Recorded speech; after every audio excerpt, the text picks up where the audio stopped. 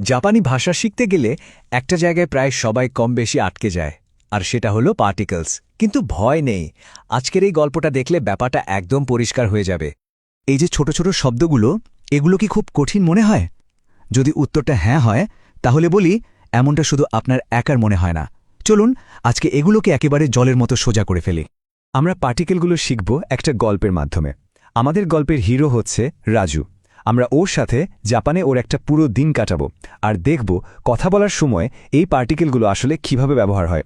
তো আর দেরি কেন, চলুন রাজুর দিনটা শুরু করা যাক। তো সবার আগে পরিচয় পর্ব। চলুন আমাদের গল্পের নায়ক রাজুর সাথে পরিচিত হই, আর সেই সাথে দুটো খুব দরকারি পার্টিকেলও শিখে নিই। তো রাজু প্রথমে নিজের পরিচয় দিচ্ছে, বলছে ওয়াতাশিওয়া রাজু দেস। এখানে দেখুন হা পার্টিকেলটা ব্যবহার হয়েছে। এই পার্টিকেলটা বাক্যের টপিক বা বিষয়কে ঠিক করে দেয়, মানে সোজা কথায় কার সম্পর্কে কথা হচ্ছে সেটা বলে দেয়। এখানে রাজু নিজের কথা বলছে, তাই ব্যবহার করেছে। এরপর ও বলছে ও সাকুরা ইউনিভার্সিটির ছাত্র। সাকুরা দাইগাকুনো গাকসুই দেশ। খেয়াল করুন, এখানে নো পার্টিকেলটা ব্যবহার করা হয়েছে। এই নো পার্টিকেলের কাজটা একদম সহজ। এটা অনেকটা বাংলা র বা এরের মতো, মানে কোনো কিছুর সাথে সম্পর্ক বা মালিকানা বোঝায়। যেমন সাকুরা ইউনিভার্সিটির ছাত্র। আচ্ছা, রাজুর সাথে তো পরিচয় হলো, এখন চলুন দেখি ওর দিনটা কিভাবে শুরু হয়। রাজু প্রতিদিন ঠিক সকাল 7টায় ঘুম থেকে ওঠে। মাইয়াসা সিচিজিনি ওকিমাস। এখানে দেখুন 7টার পর নি পার্টিকেলটা বসেছে। যখনই কোনো নির্দিষ্ট সময়ের কথা বলা হবে, মানে ঘড়ির কাঁটা যখন একটা জায়গায় ফিক্সড, ঠিক তখনই এই নি পার্টিকেলটা ব্যবহার করতে হবে। ব্যাপারটা অনেকটা ঘড়ির কাঁটার উপর বুলজাই হিট করার মতো। তো রাজু ঘুম থেকে উঠে পড়েছে, এখন তো স্কুলে যাওয়ার পালা। কিন্তু ও কিভাবে স্কুলে যায় আর কার সাথেই বা যায়, চলুন দেখি। আর এই যাত্রাপথে আমরা আরও 3টা নতুন পার্টিকেল শিখে ফেলব। প্রথম প্রশ্ন, ও কিভাবে যায়? বাসে করে। জাপানিতে বাসুদে। এই যে দে পার্টিকেলটা, এটা যাতায়াতের মাধ্যম বোঝানোর জন্য ব্যবহার হয়। বাস দিয়ে, ট্রেন দিয়ে, সাইকেল দিয়ে, যাই হোক না কেন, দে বসবে। এর পরের প্রশ্ন, ও যাচ্ছেটা কোথায়? স্কুলের দিকে। গাক্কোয়ে। এ পার্টিকেলটা ব্যবহার হয় কোনো কিছুর দিকে বা গন্তব্যের দিকে বোঝাতে। আর একটা মজার ব্যাপার হলো, এটা লেখার সময় হি লেখা হলেও এর উচ্চারণটা কিন্তু এ।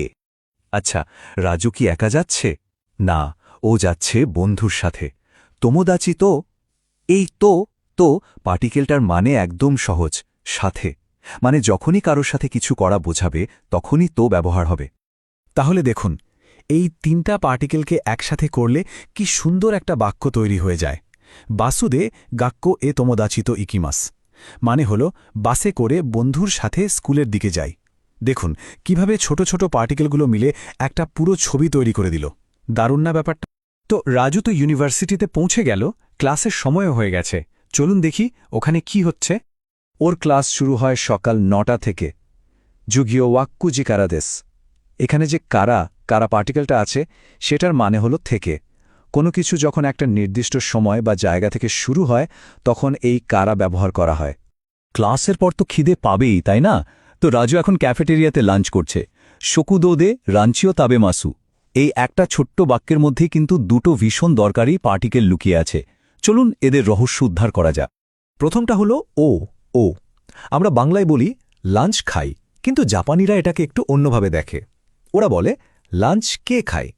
এই যে কে বলছি, এই কাজটাই করে ও পার্টিকেল। মানে কি খাচ্ছেন, কি পড়ছেন বা কি কিনছেন, সেই জিনিসটার পর এই ও পার্টিকেলটা বসে। একে বলা হয় অবজেক্ট মার্কার। এবার আসি দ্বিতীয় পার্টিকেলটায়, যেটা হলো দে। একটু আগেই না আমরা দেখলাম, দে মানে হলো দিয়ে বা করে, যেমন বাসে করে। কিন্তু এখানে দেখুন শকুদো দে মানে ক্যাফেটেরিয়াতে। তাহলে ব্যাপারটা কি? আসলে দে পার্টিকেলের দুটো ব্যবহার আছে। একটা হলো মাধ্যম বোঝাতে, আর দ্বিতীয়টা হলো কোনো জায়গা যখন কোনো কাজ বা অ্যাকশন হয়, সেই জায়গাটা বোঝাতে। যেমন রাজু ক্যাফেটেরিয়াতে খাচ্ছে, তাই এখানে দে ব্যবহার হয়েছে। একই পার্টিকেলের দুটো আলাদা কিন্তু খুব গুরুত্বপূর্ণ ব্যবহার, এটা কিন্তু মনে রাখতে হবে। রাজু একা একা লাঞ্চ করছে, কিন্তু বেশিক্ষণ একা থাকতে হলো না। ওর এক বন্ধু চলে এলো, আর এই বন্ধুর আশায় আমাদের আজকের শেষ পার্টিকেলটা শিখিয়ে দেবে।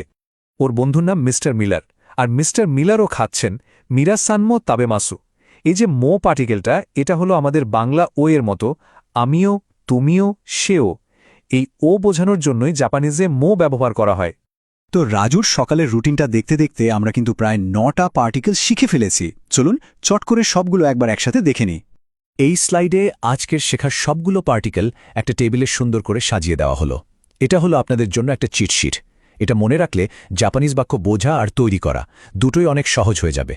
চাইলে একটা স্ক্রিনশটও নিয়ে রাখতে পারেন, পরে কাজে দেবে। আমরা তো রাজুর দিনের একটা ছোট্ট অংশ দেখলাম, কিন্তু এখন আসল ব্যাপারটা হলো এই পার্টিকেলগুলো ব্যবহার করে সবাই নিজেদের দিনের গল্পটা কিভাবে বলতে পারে। চেষ্টা করে কমেন্টে এক লাইন লিখে জানানো যেতেই পারে।